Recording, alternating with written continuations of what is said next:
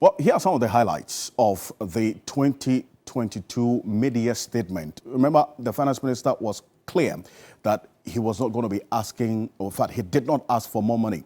And so this was not a mid-year budget review in the true sense of the word. Now, these are the 10 key highlights I'm going to run by you as presented by the finance minister. Renegotiation of power agreements expected to save up to $13.2 billion. Now, some 3.6 million pupils in almost 11,000 basic schools benefit from the school feeding program. Remember, the school feeding caterers have been on strike. A number of them have been paid. That is also one of the fundamental issues that some persons who were calling for a review of the free senior high school program were looking at, to the extent that feeding costs about 80% of the amount of money that is allocated for the free senior school program. Remember, this particular budget, 2022 budget, have some 3.2 billion that's in there.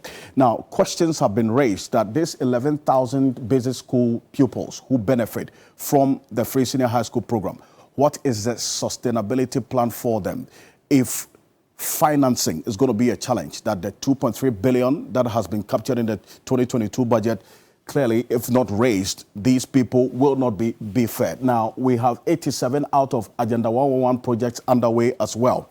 Now, 16.9 million registered for Ghana card, 15.7 cards to be issued.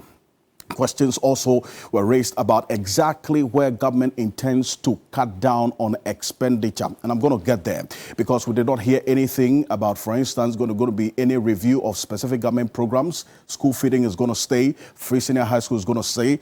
And they were very, very consistent about that as well. What is not going to stay, though, we will get into it. But 125 out of 296 1D, 1F projects operational. There's something that we're going to go on the ground as well to authenticate what the finance minister put out there today. All completed new roads will be tolled to recover the cost.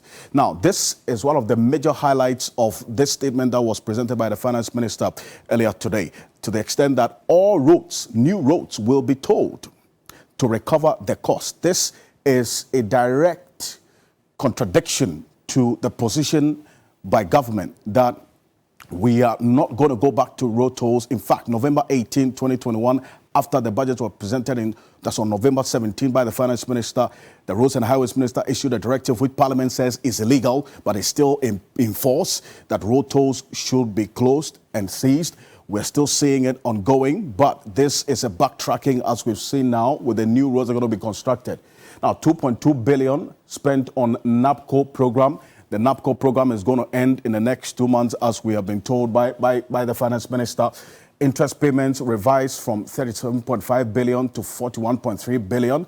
And then also you have some 5.3 billion invested in free senior high school, benefiting 1.3 million children.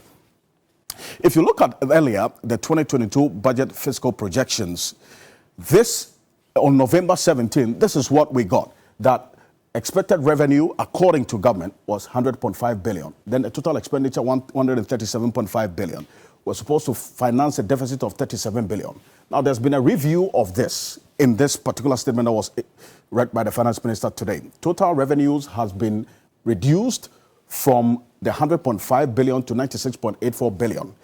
Projected total expenditure has also been reduced to 135.7 billion from 137 billion. That increases the value of the deficit, that is in real terms, but to GDP, it has reduced in percentage terms. But interest payment has gone up to 41.3 billion. So essentially, we're going to spend a lot of our money paying interest on the loans that government has taken. That is obviously a concern.